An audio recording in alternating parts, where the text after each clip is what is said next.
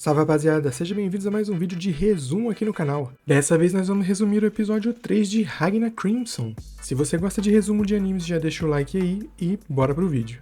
O episódio 3 começa mostrando um tornado, e dentro desse tornado tem várias garotas que estão tipo flutuando. O responsável por isso é claro que é um dragão. No caso, esse daí é um dos dragões superiores. Em outro local é mostrado vários caçadores lutando contra dragões, só que eles estão tomando uma surra. Até que chega um caminhão e para na frente deles. De dentro do caminhão sai o Ragnar para ajudar. Bom, a gente tem uma espécie de flashback de pouco tempo atrás, onde o Ragnar está conversando com o Crimson, só que os dois são interrompidos pelo Slime. Ele diz que não gosta do jeito que o Ragnar tá falando com o mestre dele. Bom, daí o Crimson dá um pulo, cai em cima do Slime, interrompendo a conversa dos dois, e ele vai direto ao ponto. Ele quer saber o que aconteceu no futuro. Ela pergunta quantos dragões superiores eles mataram. Pergunta de uma tal de magia mundial, da grande cruzada, e o que aconteceu com ele no final. Mas o Ragnar não reconhece nenhuma dessas palavras. O Crimson diz que a confiança dele está diminuindo, e o Ragnar disse que ele só tem um esboço das lembranças, ele não lembra exatamente o que aconteceu. Ele disse que não lembrava do Crimson até o momento que ele viu o rosto dele. Com isso, o Crimson conclui que o Ragnar precisa de um gatilho para relembrar. Ele pergunta se o Ragnar tem controle total de suas habilidades. Ele diz que o Crimson não precisa se preocupar com isso, porque as artes de batalha não são memorizadas no cérebro dele e sim no corpo. Bom, voltando para a batalha atual, o Crimson desce do caminhão e vai conversar com o Ragnar e diz que está interessado nessa habilidade dele. Diz que ela quer usar logo para matar os dragões. O Ragnar fala que beleza, ele vai ajudar a exterminar os dragões, só que ela fala que não era disso que ela estava se referindo. Ela quer usar a habilidade dele, não com ele usando, mas com os outros usando. Nisso ela olha para os caçadores. Ela já entende logo a situação ali e começa a botar o seu plano em prática. Ela apresenta o salvador deles, dando o apelido de Ceifador, e ela se apresenta como uma maga companheira do Ragnar. Ela explica que existe algo chamado magia nesse mundo, mas que a grande maioria dos usuários são dragões. E a magia deles é absurdamente mais poderosa do que das outras espécies como os humanos. No geral, nenhum humano viu a magia sendo usada em prática. Então ela pode utilizar isso para enganar os caras, fazendo coisas que não são magia, mas que para eles vão parecer ser magia. Nisso, um dos caçadores aponta para o Slime devorando os dragões e pergunta se aquilo é magia, e ela diz que sim. E todos acham a magia incrível. Bom, o Crimson ele parece ter um poder de persuasão bem grande. Com poucas palavras ele conseguiu convencer todo mundo de que magia existe. Bom, um dos caçadores se aproxima, diz que seu nome é Michael e diz que existe um dragão que só eles conseguem derrotar. Ele diz que eles fugiram de um tornado e que ele conseguia sentir que dentro desse tornado tinha algum ser maligno. O Crimson diz que aquele é o dragão do vento, chamado Disastrois. Ao ouvir isso, o Ragnar tenta ir atrás do dragão, mas ele está muito cansado e acaba caindo. Ele não entende nada, mas o Crimson explica para ele que basicamente ele desligou a função de dor muscular do corpo dele. Com isso, ele não tem mais limite para usar os poderes, né? Porque digamos que a dor limita as pessoas de fazerem algumas coisas.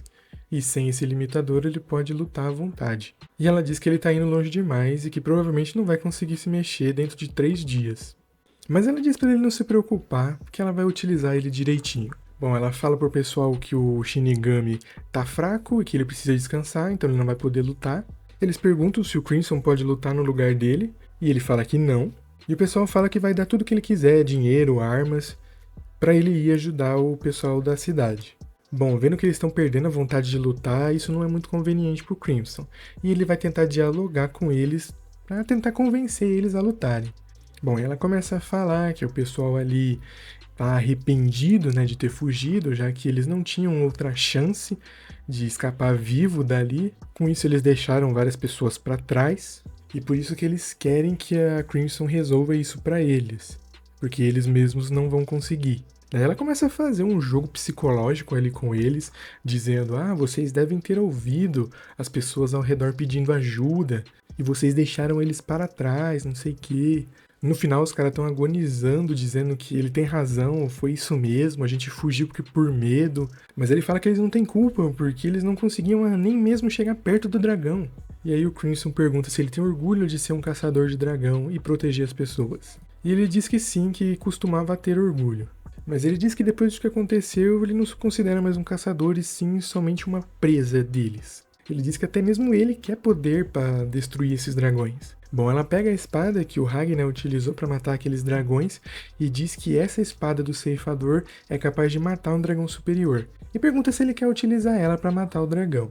Ele segura a espada e o Crimson diz que vai fazer os preparativos para eles irem à luta. Bom, eles chegam em umas ruínas e o Crimson utiliza uma chave em uma porta que abre um espaço alternativo ali, tipo uma dimensão paralela. Entrando lá, existe um arsenal enorme de armas modernas mesmo, de fogo, fuzil, pistola, RPG, enfim. O pessoal ali nunca tinha visto esse tipo de arma e pergunta o que ela faz. A Crimson disse que aquele é o melhor armamento do país no momento, mas disse que aquilo é só uma arma, o que importa mesmo é o que vai dentro dela, que são as balas. Essas balas que são feitas utilizando o poder do Ragnar. Como ele não consegue se mexer, ele fica deitadão, focado em colocar o poder dele dentro das balas. Nesse meio tempo, o pessoal começa a treinar com as armas de fogo, enquanto o Crimson só observa com uma cara maligna. Ele pergunta por que o Ragnar tá com a cara de chateado e pergunta se ele se importa de estar utilizando os caras como peão. Ele fala que não, faz o que você quiser aí. No fundo, ele sabe que o Crimson vai dar um jeito deles vencerem. O Ragnar pede pro Crimson não ficar chamando ele de ceifador, porque ele diz que todo mundo que fica perto dele vem a morrer. A gente já viu isso no primeiro episódio com a maldição, que ele diz que tem. O Crimson diz que somente aqueles que estão dispostos a morrer ou que não podem morrer podem ficar ao lado do Ragnar. Até por isso que ele descartou a Lel, não é mesmo? Ele fala que não, mas ela fala que objetivamente foi isso sim. O Ragnar fala que isso não interessa pra ela, mas ela fala que interessa sim, porque se aquela menina é a razão dele lutar, se perder ela, o que ele vai fazer? Ele diz que quer que o Ragnar destrua todos os dragões. E não pode tolerar que ele pare no meio do caminho. E diz pra ele falar logo o que tá preocupando tanto ele. Daí ele fala que, obviamente, seria muito mais fácil proteger a Lel se ela estivesse do lado dele, mas ele diz que tem medo de perdê-la de novo, e não sabe o que fazer se isso acontecer. Daí a Crimson agradece por ele ter se aberto para ela, e diz que vai dar um conselho. Ela diz que aquela sala que eles entraram onde tinha todo aquele arsenal, chamado de depósito, é um espaço vazio, fica meio que desconectado da realidade, como eu falei, tipo um universo paralelo. E ela fala para que o Ragnar prenda a Lel lá dentro. Diz que pode drogar ela, deixando em um estado vegetativo para que ela não lute contra, até o momento dele ter matado todos os dragões. E ele vai falando tudo isso com uma cara maligna. Num reflexo, o Ragnar tenta dar um socão no Crimson, só que ele desvia, né? O bicho tá fraco. E o Crimson já dá um chutão no fígado dele. O Ragnar fala que aquilo é extremamente desagradável. E ela fala, as pessoas dizem isso mesmo de mim. Bom, depois disso o Crimson fala pro Ragnar não se preocupar, porque ela não pretende desperdiçar uns peões tão preciosos como aqueles caras. E antes de sair, ela fala que o Ragnar não tá amaldiçoado, e mostra o que é uma maldição de verdade. Ela pega uma arma e dá um tiro na cabeça.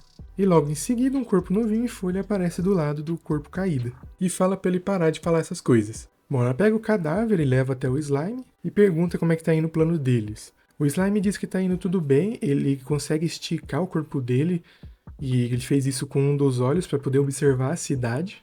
Utilizando seu corpo, ele faz meio que uma representação de tudo aquilo que ele viu, diz que a cidade está em ruínas e que tem um tornado no meio dela, com várias pessoas voando ao redor. E diz que são todas mulheres, a mesma cena que a gente viu no começo do episódio. O Crimson disse que o dragão vai ficar na cidade ali, enquanto aquelas mulheres que estão voando ao redor dele permanecerem vivas. O bicho é sádico mesmo. Ela diz que não pode contar essa informação para os outros. À noite, ela reúne todo mundo e conta o plano dela. Eles montam no caminhão e vão em direção à cidade. A Crimson tá dentro do caminhão, por meio de um alto-falante ela começa a manipular o cara, dizendo que ele é um homem solitário, por isso que ele só sequestra mulheres, e que é maluco, fica fingindo que o vento tá falando com ele, não sei o que, provocando o cara. Com isso o episódio termina. Nas cenas pós-créditos nós vemos que o cara caiu na pilha e começou a ir atrás deles, e que já está amanhecendo. Com isso o episódio termina. Bom, esse foi o resumo do episódio 3 de Ragnar Crimson. O que vocês acharam? Bom, nesse episódio nós podemos ver o quanto o Crimson é manipulador, conseguindo convencer pessoas de mente fraca a fazerem o que ela quer, e também descobrimos que ela realmente é imortal. E no próximo episódio nós vamos ver a batalha entre eles e o Dragão do Vento. Bom, esse foi o vídeo de hoje, espero que tenham gostado, deixa o like e até a próxima, tchau!